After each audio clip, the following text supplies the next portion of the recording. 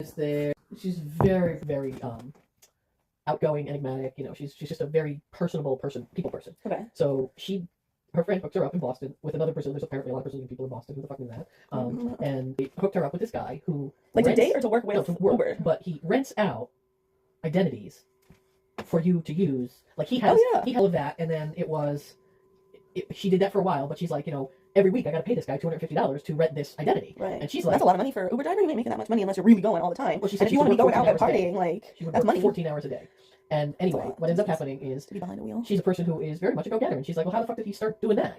And she figures out it was very like you said, like somebody comes up to you in a grocery store. Somebody left their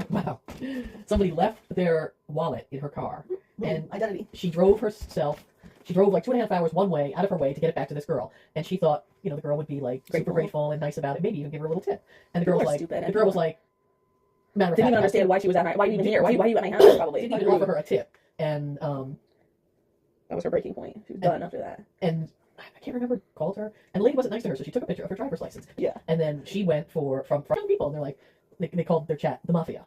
And at one point they were doing something, and someone in the chat was like, FBI, come find us, or something, Ooh. And it took them several years, and the people who were eventually, wow, that's very curly.